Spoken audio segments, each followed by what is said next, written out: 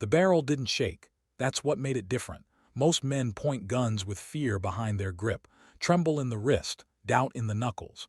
But this officer, held his sidearm like he'd been waiting for an excuse, like the safety was just a suggestion. Like pointing it at two men who had seen more wars than he'd read about wasn't insanity but sport.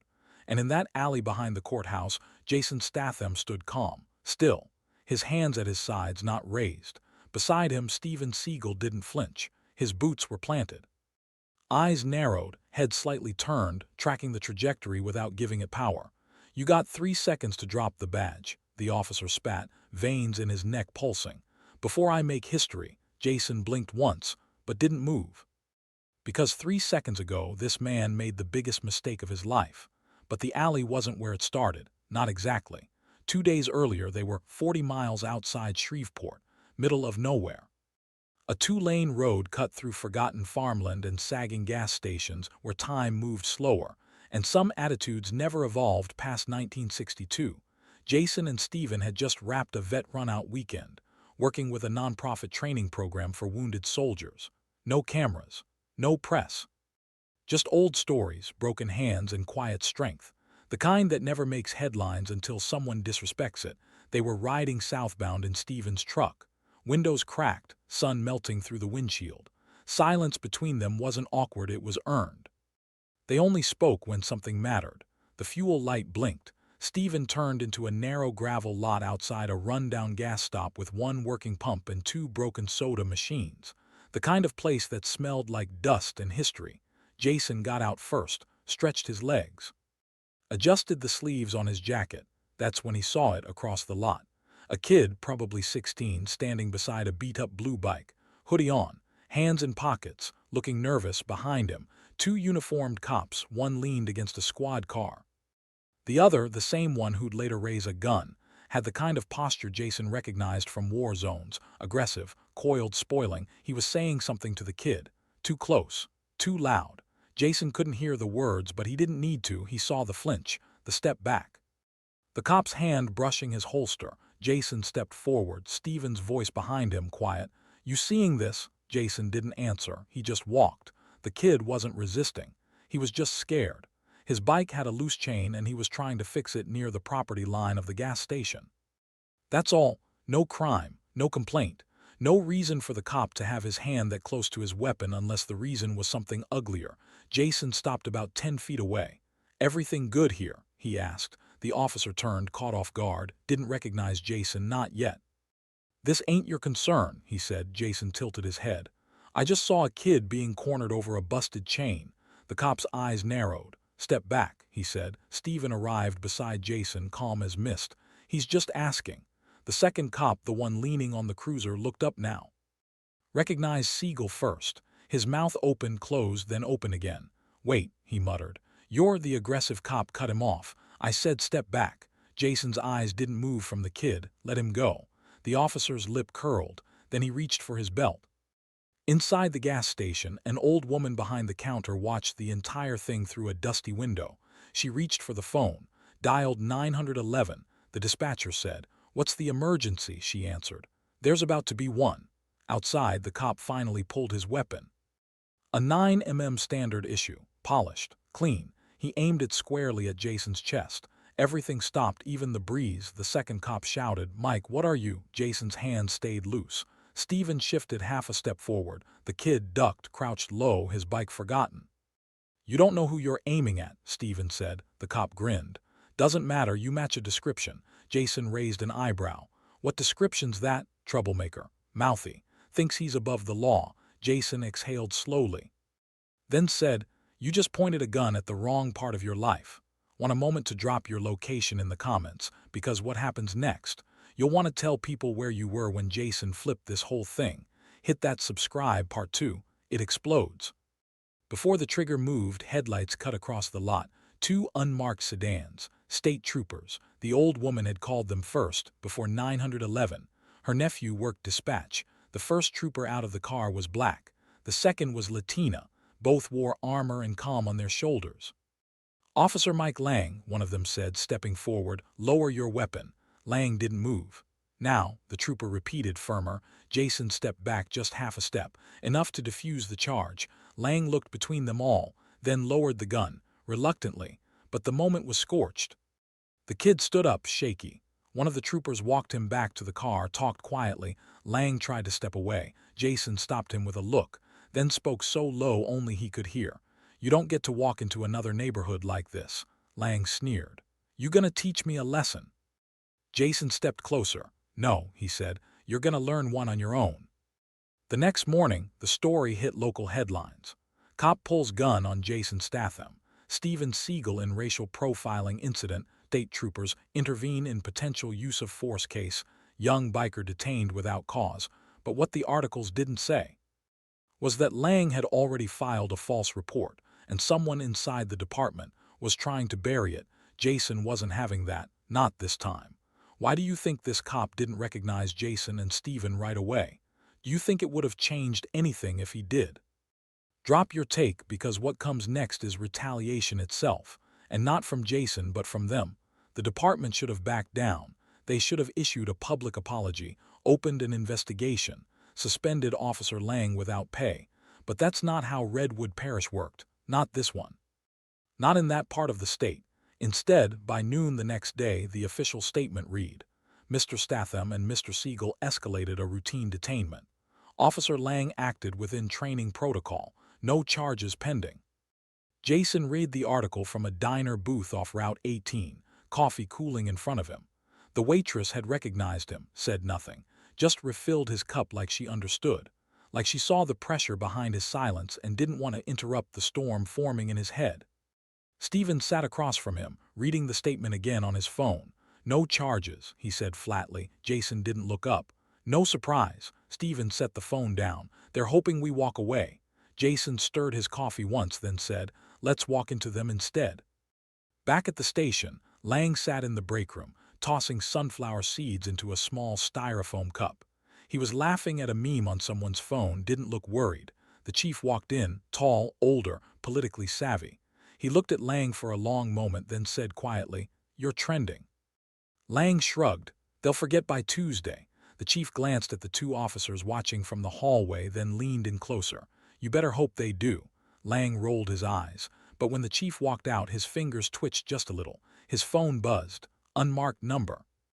A single text. "He's not going away. Handle it."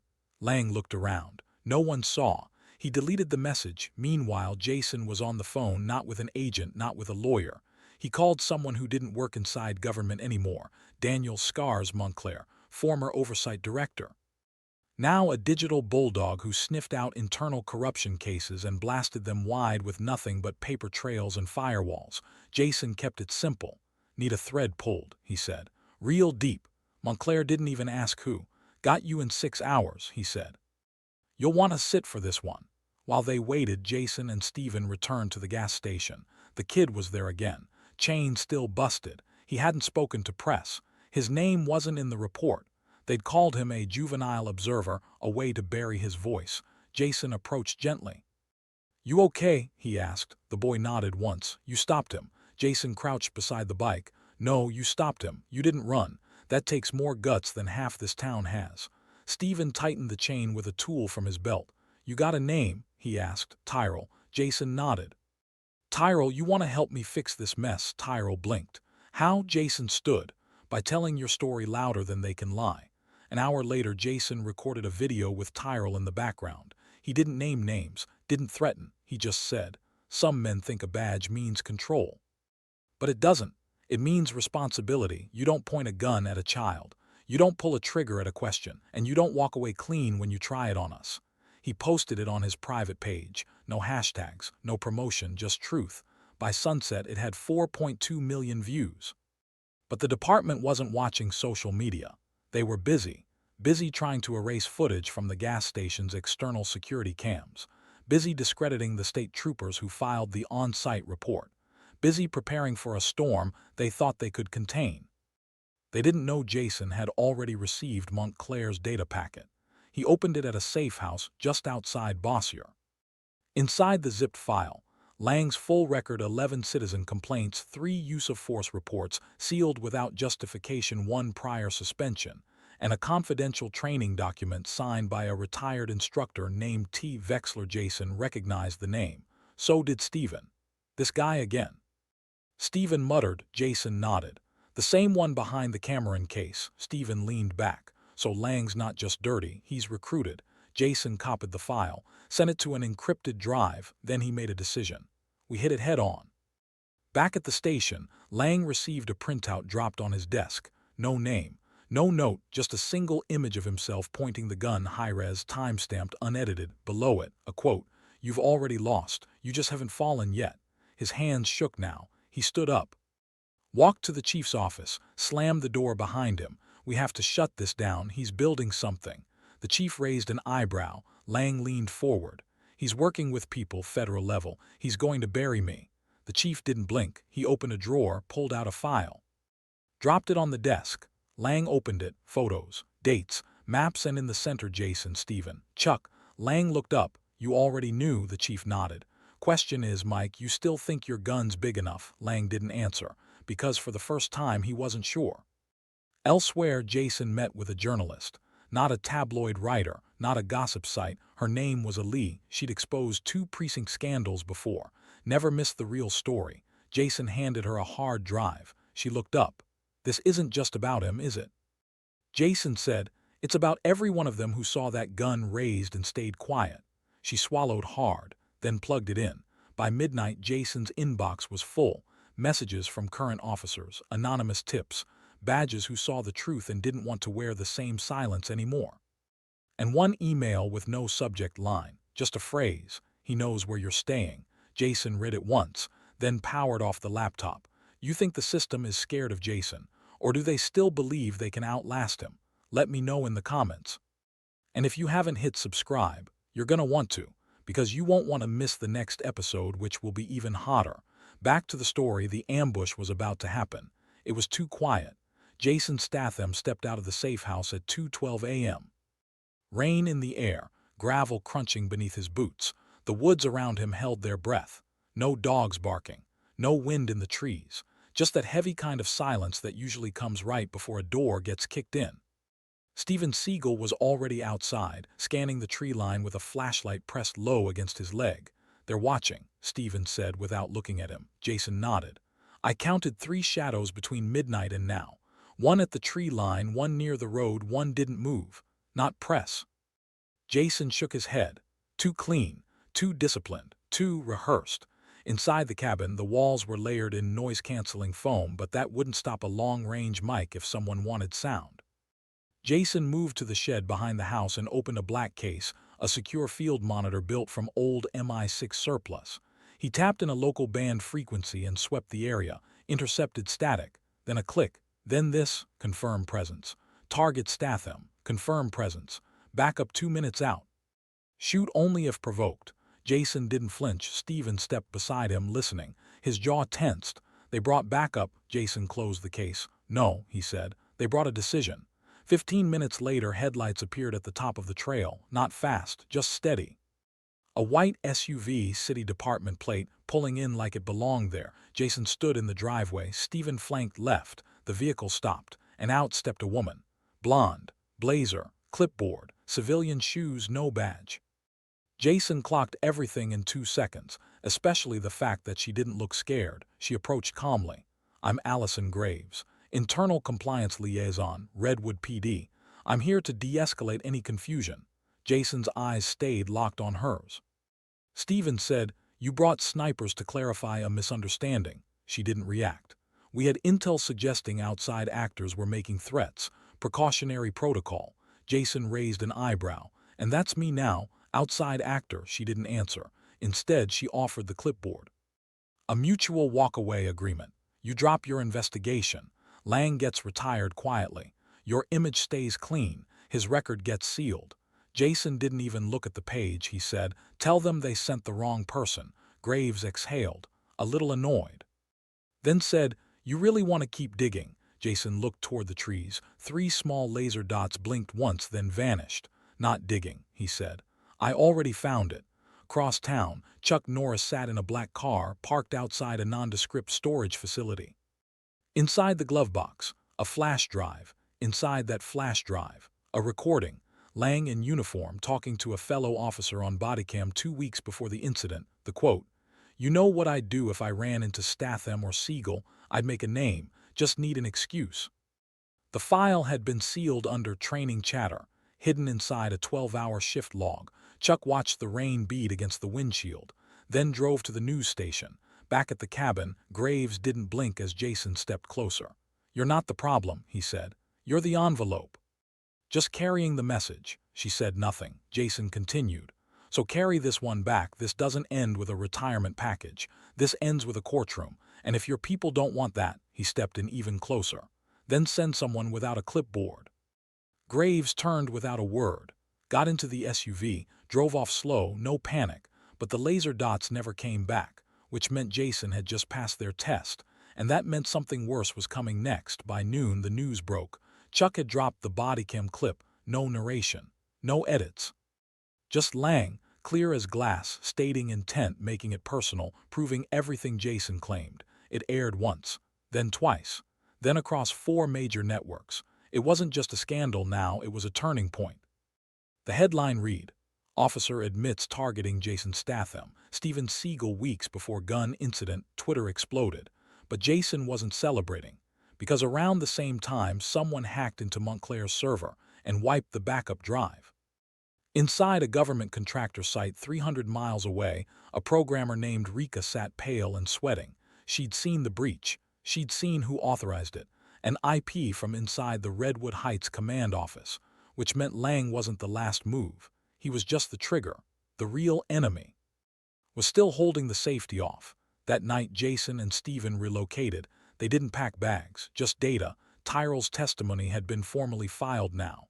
State prosecutors were watching, but Jason knew the department had another card, not legal, not clean, physical. At 3:11 a.m., a utility van parked outside a power substation 2 blocks from the DA's temporary office. 3 men stepped out, gloves, tools, earpieces. They weren't electricians. Inside the van, a file labeled Statham coordinates, movements, heat maps. Someone wanted lights out.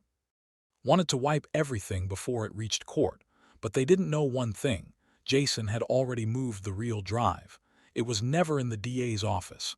It was in Tyrell's backpack, disguised as a gaming cartridge. And Tyrell, he was sitting inside the governor's lobby with his mother, waiting for a meeting neither press nor lobbyists had been informed about. Because when Jason says he's done waiting, he means it. You saw how close this got. If Jason hadn't refused that clipboard deal, how do you think this story would have ended? Drop your theory in the comments. And don't scroll past without subscribing, because we are just getting started. The courthouse lights flickered twice before going dark. Every hallway went silent. Emergency panels stayed off. Phones lost signal. The backup generator didn't kick in because it had been disabled 12 minutes earlier, but the cameras kept rolling because Jason Statham had seen it coming. He and Steven Seagal sat in a conference room on the 3rd floor, waiting for the DA's formal statement. They didn't flinch when the lights died, didn't rise, just stayed still. Jason slowly reached under the table and flipped a single switch on a black case he'd brought in earlier. Something small, unlabeled, the size of a hardcover book. A soft whirring sound followed. Then a low red glow beneath the table edge. Steven whispered, "They're already inside." Jason nodded. "Let them come." Downstairs, 3 men entered through the basement, badges on their belts, real ones. But the logbook didn't have their names. They wore tactical gear, unmarked vests, not SWAT, not FBI, something in between. Private security, maybe. Or ex-cops with favors left to cash. They didn't go for the DA. They went for the evidence room. One of them, the youngest, carried a crowbar. The other 2 had stun batons and tasers ready. Their orders were clear: erase, extract, vanish. But what they didn't know, Jason had replaced the real files an hour ago. Everything inside that room now was bait, and someone had just taken it. Across the street, Chuck Norris stood on the top level of the parking garage, watching through binoculars. He saw the movement, 3 figures. 2 minutes too early for real backup, too late to hide intent. He radioed once, "They're in." Jason didn't respond, but he didn't need to. He was already moving. Steven opened the conference room door and stepped out slowly. The hallway was lit only by a red exit sign and Jason's portable LED panel bouncing light off the marble floor. Footsteps echoed ahead. Fast, sloppy. Jason waited behind the file cabinet, silent. The first intruder turned the corner, saw Steven, raised the baton. Jason struck from behind. One clean elbow, spine to base of the neck. The man dropped like a sack of bricks. Steven pulled his stun gun and caught the second just as he stepped into frame. One left, he ran. Downstairs, the DA's assistant found the backup generator power switch reconnected. She flipped it. The lights roared to life. Alarms chirped. And for the first time since the whole scandal started, the Redwood County Courthouse had a breach report, with Jason Statham's fingerprints nowhere near it. Lang watched it all unfold from a cheap motel across town. He slammed the remote down when the news anchor said, "Attempted evidence room breach thwarts possible sabotage." Officials confirmed Statham and Seagal were meeting with prosecutors at the time. Lang paced the room. He was no longer protected, not even internally. Because someone in the department had authorized the breach, but it failed, and now they were looking for someone to blame. Lang's phone vibrated, blocked number. He answered. The voice said, "You better vanish. They're already writing the statement." Then hung up. Lang stared at the wall, then punched it, hard enough to split the drywall. Meanwhile, Jason stood in the conference room again, watching the three men being dragged out in cuffs. The police chief arrived 20 minutes later, didn't greet him, didn't speak, just stared. Jason walked up to him, said, "How many more are waiting?" The chief didn't blink. Jason leaned in slightly. "No clipboard this time." The chief said nothing, but the twitch in his jaw told Jason everything. That afternoon, the footage hit national media. One headline read, "Jason Statham thwarts attack on courthouse evidence room." Another, "Former Special Forces actor stops real-time breach during gun case." Jason didn't retweet any of them. He was already back in the SUV with Steven, headed to the governor's office. Because Tyrell's meeting wasn't just a formality. It was about to trigger an investigation across the state. Governor Dales wasn't a man who enjoyed politics. He enjoyed outcomes, and Jason brought plenty of those. He entered the private meeting room without press. Just Jason, Tyrell, his mother, Steven, and two aides. Jason placed a flash drive on the table, said only this, "Here's everything you're not seeing, every erased record, every silenced complaint. It ends now, or it starts bigger." The governor looked at Tyrell, then at the flash drive. Then said, "I'll open it myself." By midnight, Lang's motel room was empty. No bag, no car, no camera footage of the exit, but a note was found under the bed, 2 lines, written in pen. "They weren't supposed to fight back. I didn't know what that would look like." It was unsigned. Back at the safe house, Jason sat by the window, watching nothing, just letting stillness explain what words couldn't. Steven handed him a drink. Didn't speak. Chuck walked in with a manila folder, dropped it on the table. Jason opened it. Inside, a list of names, other officers, other cases, other departments. Jason looked up. Chuck said, "Lang was a symptom." Jason closed the folder, then said, "Let's move on the disease. You think Lang's gone for good, or do you think he's still lurking with one more move to make?" Drop your thoughts in the comments. And if you've made it this far, you already know what's coming next, and whatever it is will break everything wide open. Jason's done reacting. Now it's his turn. The war had shifted, not with bullets, not even with badges. Now it was paper, screens, pressure.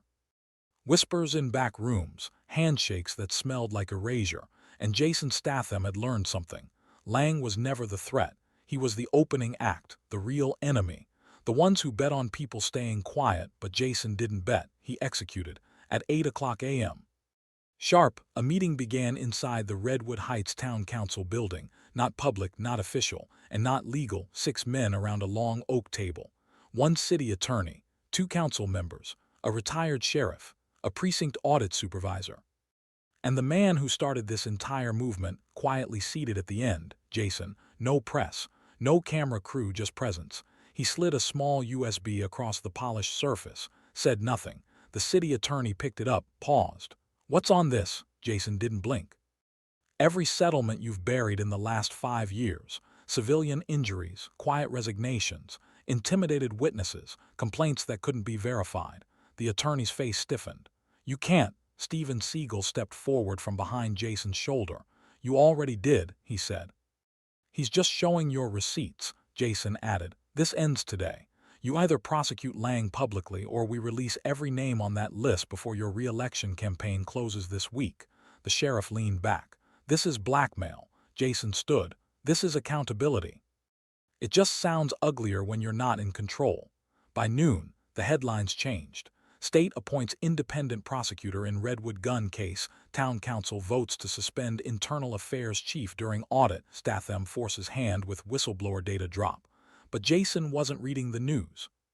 He was driving north fast. Because Lang had resurfaced, it wasn't a public appearance. It wasn't even confirmed.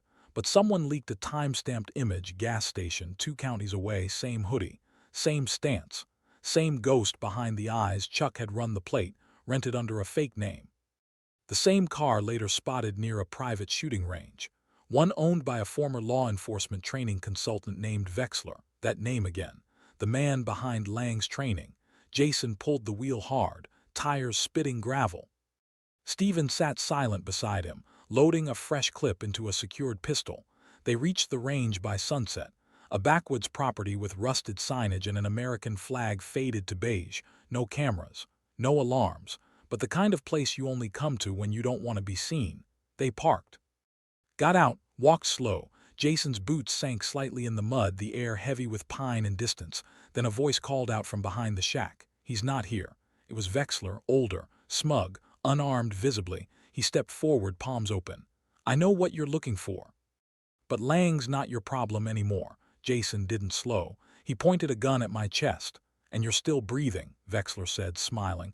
That makes you lucky. Steven stepped beside him. Jason said low, where is he? Wexler laughed.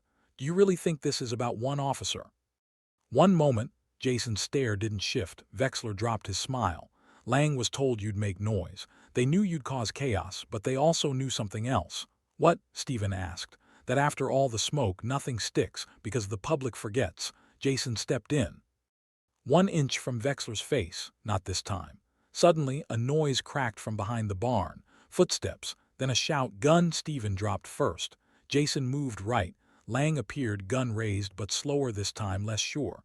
Jason hit him before the safety was off, 1 elbow to the jaw. Lang spun, dropped, but Jason didn't finish it. He stood over him.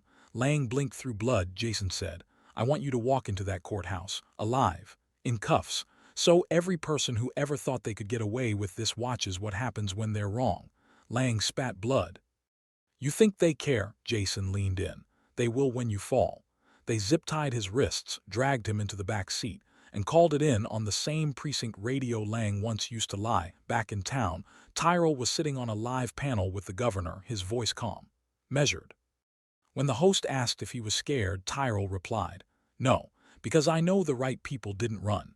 Jason heard it on the car speakers as they drove. He didn't say a word, but Steven looked over and said, sounds like someone grew up. Jason nodded once. Good, the world needs him now. Should Jason have taken Lang out at the barn, or was bringing him in alive the real power move? Let me know what you think below. And if you're not subscribed yet, fix that now. Jason walks Lang through the front door of the courthouse, and the crowd's already waiting. The walk to the courthouse didn't start with sirens. It started with silence. Jason Statham stepped out of the SUV like he wasn't carrying a criminal behind him, but a message. Steven Seagal opened the back door. Lang stepped out slowly, zip ties still biting into his wrists, head low, mouth shut. There were no media vans outside the building, no swarm of reporters, because Jason hadn't announced anything. He'd only sent one encrypted message that morning to a dozen people who mattered. The rest took care of itself.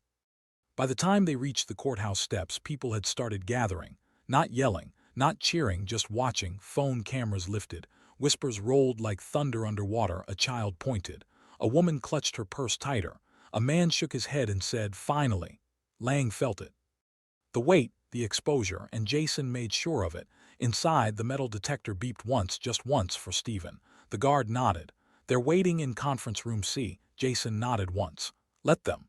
Lang was escorted ahead by a state deputy who looked more nervous than Lang did. Steven leaned in. You think they'll try to bury this before trial? Jason kept walking. Not if we put it in their hands first. Conference room C wasn't just a room anymore. It had become a war table, 3 prosecutors, 1 federal liaison, a state-appointed media director, 2 civilian oversight reps, and a man from the Department of Justice who hadn't said a word in 12 minutes. Jason entered, dropped a file onto the table, unzipped it inside. Lang's unredacted disciplinary records, signed memos from his field training officer, a statement from Wexler confirming that Lang's aggression was encouraged under situational assertiveness modules. A second file, this one labeled Buried Complaints Cross-Agency Suppression. Jason pointed. Everything that's gotten people hurt over the last decade. It's not just a pattern, it's a blueprint. The DOJ rep finally spoke. I can't proceed until we confirm authenticity. Stephen stepped forward, placed a thumb drive on the table. It's already mirrored on 2 government servers, time-stamped, chain of custody certified. Check it. The prosecutor spoke next. Jason, if we file this, we open a grand jury. We indict half the training command. Jason stared at him. That's the point. But before the meeting could end, the doors burst open, not loudly, just forcefully enough that it sent papers fluttering. A man stepped in wearing a press suit, dark glasses, and a badge Jason hadn't seen before. Internal Security Division, state level, the kind they send to contain rather than convict. He handed a sealed document to the DOJ rep. Jason tensed. The rep read it, then cursed under his breath. They're filing a motion to suppress internal documentation on grounds of national procedural integrity. Jason stepped forward. That means they're burying it. The agent looked up. It means they're trying to delay it, Stephen muttered, which is the same thing.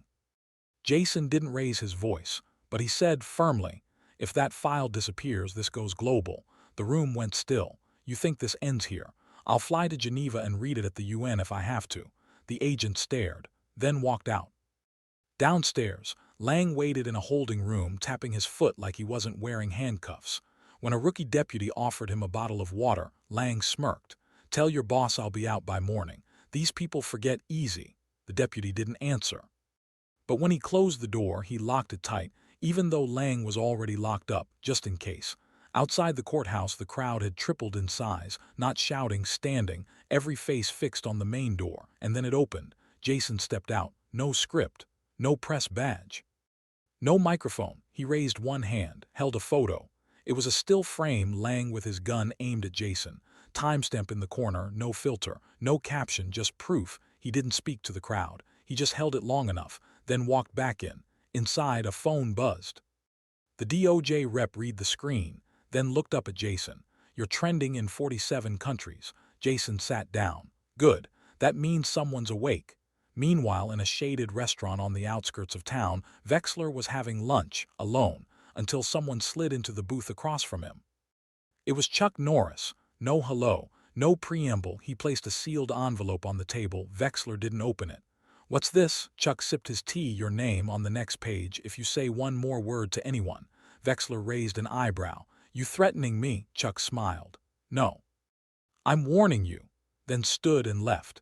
Wexler opened the envelope. Inside, a photo of him from 1996, training a different officer, one who was now serving a 15-year sentence for an unexplained beating. Attached, a post-it. How many more are there? That evening, Jason met with Tyrell and his mother one more time, this time at a youth center. No cameras. Tyrell stood taller now. A new hoodie, a clearer voice. He handed Jason a note, one sentence. If you hadn't been there, I'd still think I was the one in the wrong. Jason folded the paper, handed it back. Never let them write your version of what happened. Tyrell nodded, then looked Jason in the eye. Are you leaving now? Jason looked at the sky, then said, not yet. If Jason walks away now, is the mission complete, or is there something still unfinished? Drop your answer in the comments. And don't stop here. Here is where the case hits trial, and someone inside tries to flip the jury. Jason's got one final ace. The courtroom was packed before 9 a.m. Not because of headlines, not even because of Lang.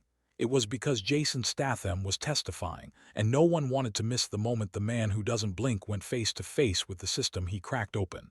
Camera crews weren't allowed inside, but everyone in that room. They'd carry what happened with them. Forever, Jason sat at the witness stand, not hunched, not nervous, upright, calm, precise, like a soldier being asked what time the bomb went off, because he'd been trained to speak clearly under fire, and right now he was speaking into history. The prosecutor stood behind the podium. Mr. Statham, she began, describe the moment Officer Lang raised his weapon. Jason looked directly at the jury, then spoke. No hesitation, no command, no warning, just his hand on the grip like he'd done it before. Like I was a mark, not a man. The prosecutor nodded. Did you feel in danger? Jason didn't blink. No, I felt insulted. Murmurs in the gallery. The judge raised a hand. Silence returned. Why insulted? The prosecutor asked. Jason answered. Because he didn't see me as someone who'd fight back. Not because I couldn't, but because he thought I'd just swallow it, like all the others who walked away silent. Lang sat across the room at the defense table, jaw clenched, trying not to react. His lawyer scribbled notes, but even the scribble felt nervous. The prosecutor continued. And why do you believe Officer Lang targeted the boy prior to your involvement? Jason leaned slightly forward. He didn't see a kid. He saw a power imbalance, and he thought no one would check him. The prosecutor paused, then said, and did you check him? Jason looked at Lang, then said, he's sitting over there, isn't he? From the back row, Tyrell watched. His hands were still, his posture straight. His mother had tears in her eyes, not because of pain, but because something was finally unfolding that most families never got to see. A man standing up and not stopping. But then, just before cross-examination began, something happened. The side door opened, and in walked a witness no one had called, a woman, mid-30s, blazer, dark curls, quiet but intense. The judge leaned forward. Who is this? The bailiff spoke quietly. She's not on the docket, but she's asking to submit an emergency testimony under the whistleblower statute. Jason turned. So did Stephen, sitting 3 rows back. The prosecutor blinked. Name? The woman stood tall. Officer Heather Shaw, Redwood PD. Formerly assigned to internal review. The courtroom buzzed. The judge tapped the gavel once. She's cleared to speak, the prosecutor said. She's on the protected list. Lang shifted in his seat, hard. Heather took the stand, voice steady. No notes. I was tasked with investigating Lang's past complaints. I found 12, 4 of which had witness statements removed after they were submitted. The prosecutor stepped forward. Were you ordered to remove them? Yes. By who? Heather swallowed. Deputy Chief Elridge.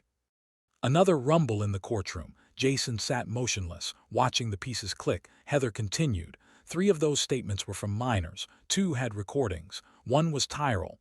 All 3 were marked as non-credible before I ever reviewed them. Did you object? Yes. What happened after that? My review privileges were revoked. I was reassigned to traffic violation audits. The judge leaned forward. And why are you here now? Heather turned slightly toward Jason. Because no one else showed up like he did. Lang stood up at that moment. His lawyer pulled him back. Too late. The damage was done. Outside, news anchors reported from the steps. Surprise testimony implicates Redwood PD leadership in cover-up. Statham testifies with authority. While department insider backs claims inside, the prosecutor asked her final question. Do you believe Officer Lang would have been removed years ago if not for suppression? Heather didn't hesitate. Yes. And if that had happened, would a gun have ever been pointed at Jason Statham? No. Silence. The jury looked stunned. One man rubbed his temples. Another woman looked down at her notes, then up at Jason. Cross-examination never happened. The defense rested without calling Lang to the stand. He never spoke, not once. After the session, Jason walked out into the cold wind, the courthouse steps lined with people again. This time, no signs, no chants, just reverence. A quiet that spoke louder than noise. Jason stopped for a second, looked around, then said not to anyone but not to no one either. They finally saw it. Stephen stepped beside him. And now Jason looked east. Now we make sure they don't forget. That night, Heather Shaw's testimony aired in full, unedited, no spin. The clip was viewed 12 million times in the first 8 hours. By morning, the deputy chief had resigned.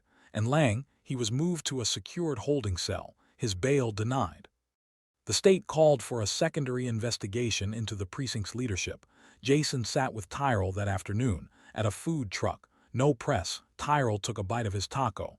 You think they'll change? Jason shrugged. Systems don't change. People do.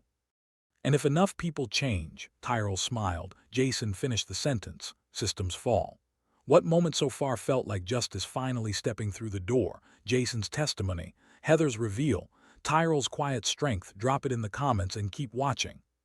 Because what's coming is even crazier. The trial verdict comes in, but Jason's fight, It's not over. The verdict didn't come with a bang, it came with a whisper, a slow exhale through clenched teeth. A glance passed between jurors. A judge steadying her breath before speaking the words the whole country had been waiting for. Jason Statham stood in the back of the courtroom, arms crossed. Steven Seagal was one row to the left. Tyrell sat with his mother up front, fingers locked, eyes pinned to the bench. Lang sat motionless at the defense table, jaw locked, eyes dead behind a cracked facade. No lawyer could save him now. He knew it. Everyone did. On count one. Aggravated assault with a deadly weapon under color of authority. The pause lasted half a second. Guilty. Lang didn't blink. On count two. Abuse of authority under state civil rights code. Guilty. Gasps echoed through the room. Jason didn't move. On count three. Obstruction of investigation. Guilty. Lang exhaled through his nose. Silent rage. The kind you see in men who have never been told no in a room with consequences. The judge finished her reading, then set sentencing for the following week. Bail remained denied. The courtroom began to shift, murmurs, rising tension. But outside, something else had been building. Jason exited through the side corridor with Steven. They didn't speak, didn't fist bump. No celebration, just purpose. Because while justice had found Lang, there were still fingerprints all over the system that protected him. Ones that didn't wear uniforms. Ones that moved through political corridors and procurement offices and training academies. And right now, one of those men was waiting in the parking lot, leaning against a black SUV like he hadn't just tried to bury every file Heather Shaw had submitted. Richard Fawkes. Former Deputy Oversight Director, now a consultant. Jason clocked him before they hit the stairs. Fawkes smirked. Steven muttered, "This guy's here to bargain." Jason kept walking. Fawkes stepped forward. "Hell of a show in there, Jason. You sure you want to keep pushing?" Jason stopped. "Turned pushing," he said. "You think I pushed something?" Fawkes shrugged. "You already got your win. That cop's going away. Media's had its field day. You could step back now, quietly." Jason stepped in close, inches away. "You ever have a gun in your face because of your last name?" Fawkes blinked. Jason didn't. "Ever watched a kid flinch every time someone raises their voice?" Fawkes hesitated. Jason cut him off. "You want quiet because you know who's next." Fawkes paled. Jason said, "Louder now. You built the silence. I'm tearing it down." They walked away. No one stopped them. Because once a courtroom says guilty, fear gets loud but powerless. That night, Redwood Heights burned quietly, not with fire, with reminders. Jason personally delivered a copy of the full trial transcript with attachments to every local community center in the county, every high school, every church, one envelope. One quote paperclipped on the front, "Never forget what silence costs." But Fawkes wasn't done. 2 days later, a source leaked an old military file on Jason, partial, edited, suggesting misconduct in a 2003 Black Ops deployment. It hit headlines fast. Statham's shadow. Did the hero of the Lang case cross lines overseas? Jason watched it unfold without emotion. Because he'd already seen the original file, and the full one, unredacted, cleared, and signed, was already waiting on Montclair's desk. Montclair posted it with a single caption: "You can't smear someone who documents everything." Fawkes vanished from media rotation that night. And Jason, he kept moving. 3 days after the verdict, Jason sat with Tyrell again. Same food truck. No press. Tyrell looked stronger, still quiet but not unsure. "You ever think you'd be in a courtroom like that?" he asked. Jason sipped from his cup. "No," Tyrell nodded. "But you didn't hesitate," Jason said. "I've seen what happens when you wait." The sentencing was scheduled for the following week, but the state pushed it forward after internal pressure mounted. Lang would face the judge again, this time with nothing to hide behind. But someone else was coming to town, too, someone not on any list. Chuck Norris arrived just past midnight. No press, no announcement. He met Jason and Steven at the cabin on the edge of the county, the one they'd used during the first wave of backlash. Chuck didn't shake hands. He dropped a thick envelope on the table. 4 other precincts, same training files, same instructors, same culture. Jason opened it. Read the first line, then asked, "They ready to talk?" Chuck nodded. 2 of them just got reassigned. The rest are scared. "But if you move fast." Jason stood. "I'm not moving fast," he said. "I'm moving permanently." Was Jason right not to celebrate the verdict, or did that moment deserve more than silence? Drop your take in the comments. And make sure you're subscribed because you won't want to miss what's coming next, the sentencing. But surprising someone tries to sabotage the courtroom before it happens, and Jason's ready. Lang's sentencing was scheduled for 10 o'clock a.m. Jason Statham arrived at 7:45. Not because he was early, because he knew someone was going to try and flip the script. The courthouse was unusually quiet.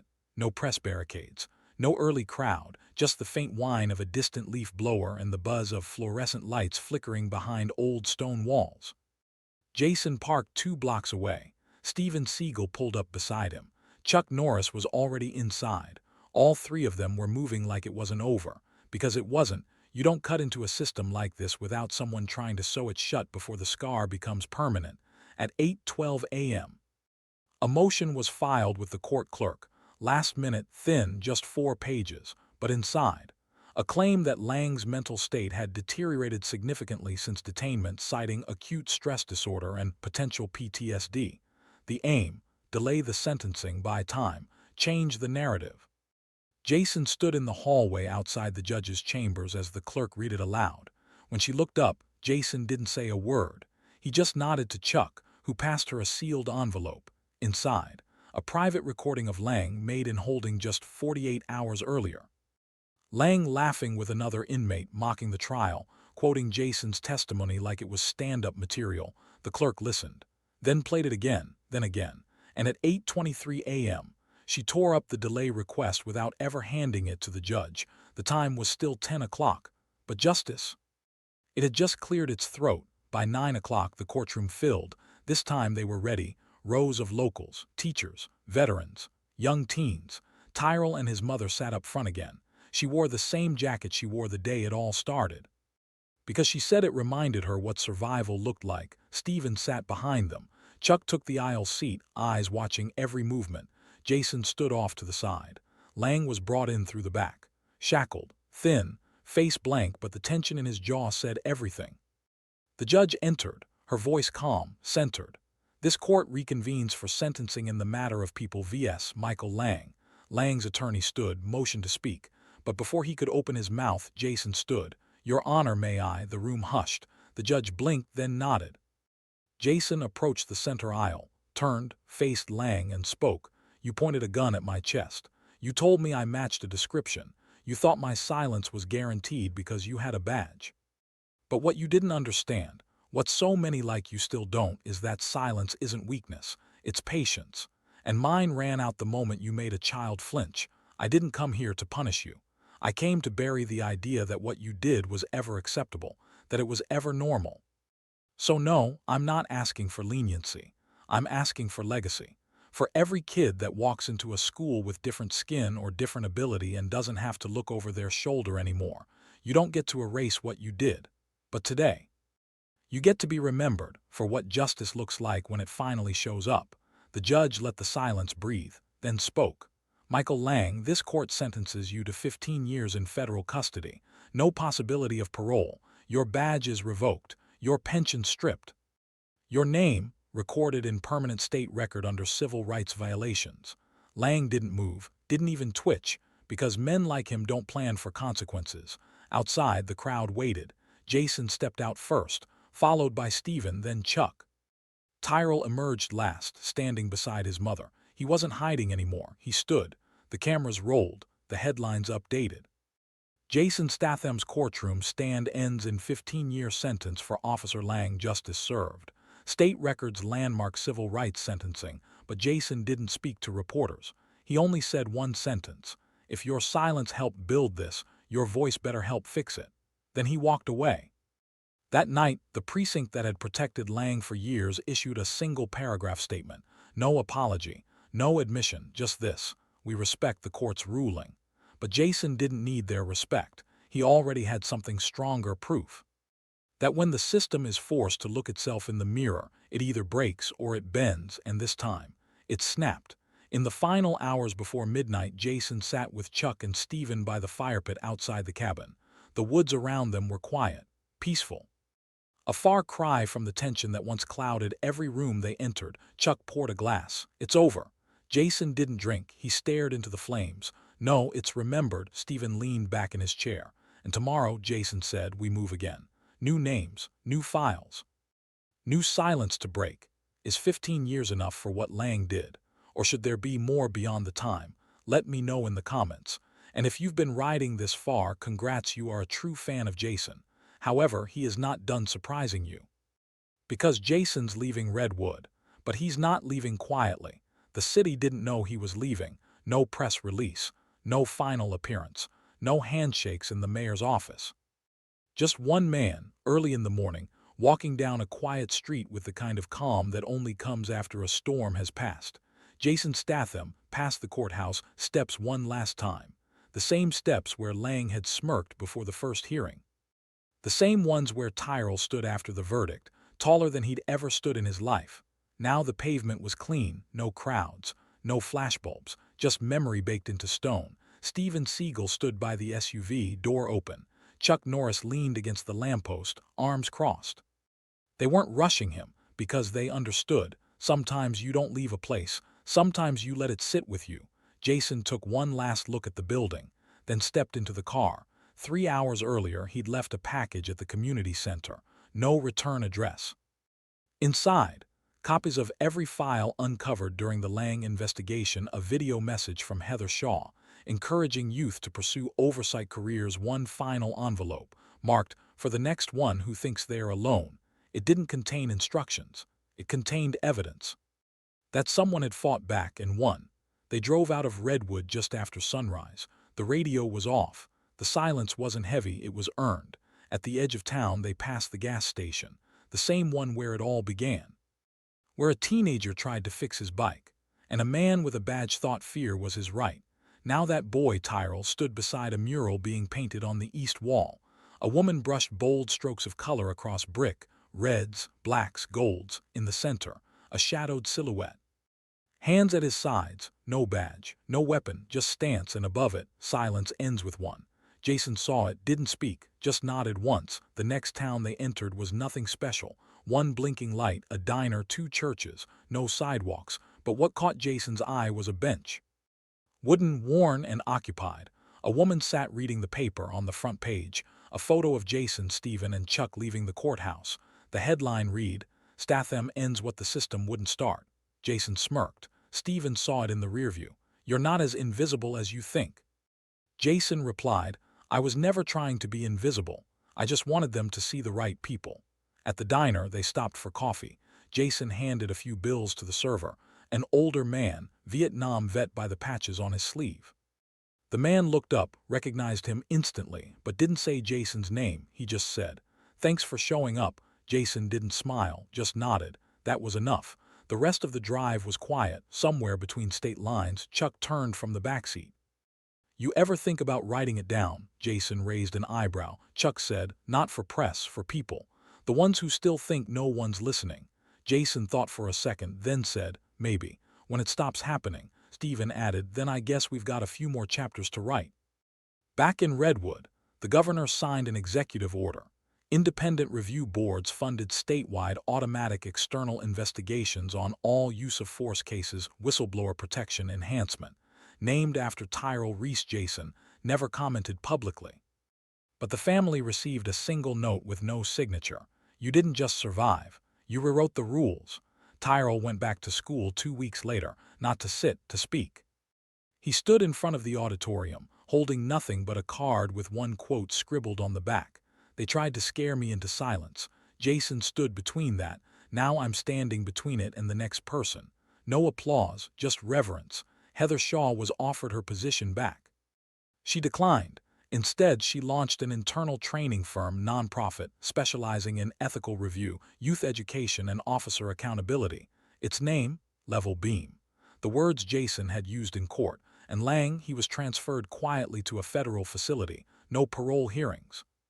No visitors. His name became a footnote, a warning to future rookies, and a memory to those who thought a gun made them untouchable.